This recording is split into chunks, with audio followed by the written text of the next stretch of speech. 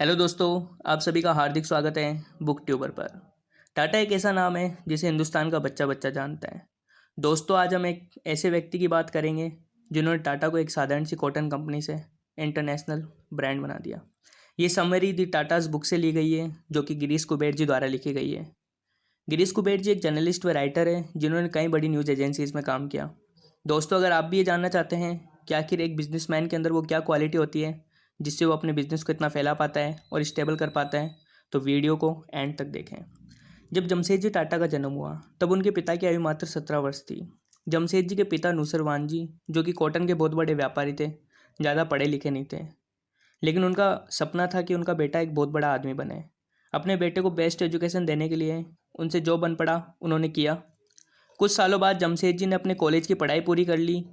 नुसरवान जी चाहते थे कि उनके बेटे को इंटरनेशनल बिजनेस एक्सपोजर मिले, इसलिए उन्होंने जमशेद जी को हांगकांग की ब्रिटिश कॉलोनी में भेज दिया।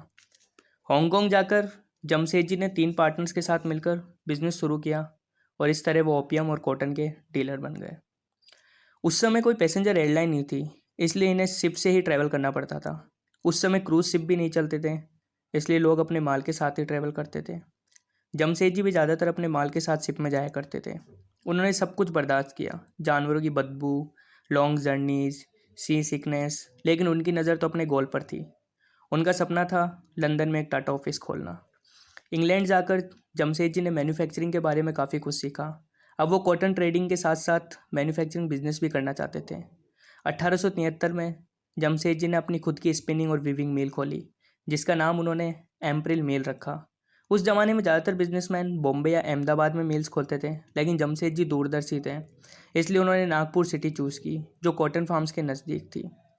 नागपुर में मिल चलाने में सबसे बड़ा चैलेंज ये था नागपुर का वर्क कल्चर। नागपुर के लोग आराम पसंद ज़्यादा थे, जबकि बॉम्बे में लोग छुट्टी पर भी काम करते थे। नागपुर में सिर्फ 80% लोग ही काम पर जाते थे और छोटी छोटी बातों पर छुट्टी मार लेते थे। ऐसे में एम्प्लॉयज़ को पनिशमेंट देने की बजाय उन्होंने एक पॉजिटिव सॉल्यूशन निकाला। उन्होंने एम्प्लॉयज़ के लिए प्रोविडेंट फंड स्कीम यानी पीएफ या कहें कि पेंशन प्लान निकाला, ताकि रिटायरमेंट के बाद भी लोगों की ज़िंदगी आराम से चल सके।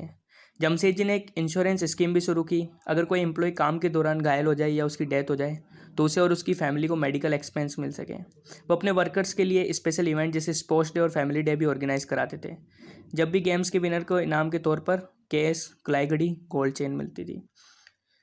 इस तरह पेंशन प्लान और इंश्योरेंस बहुत इंपॉर्टेंट थे और उस टाइम इंग्लैंड में भी वर्कर्स को इस तरह की फैसिलिटी नहीं दी जाती थी। जमशेद जी के इनोवेटिव आइडियाज़ का ही कमाल था कि उनकी कंपनी अप्रैल 100 सालों तक चली। जमशेद जी की तारीफ हमेशा सक्सेसफुल बिजनेसमैन में की जाती है, लेकिन वो कभी इसका क्रेडिट खुद नहीं लेते थे, बल्कि एम्प्लॉयज के साथ शेयर करते थे। वास्तव में वो एक महान बिजनेसमैन थे।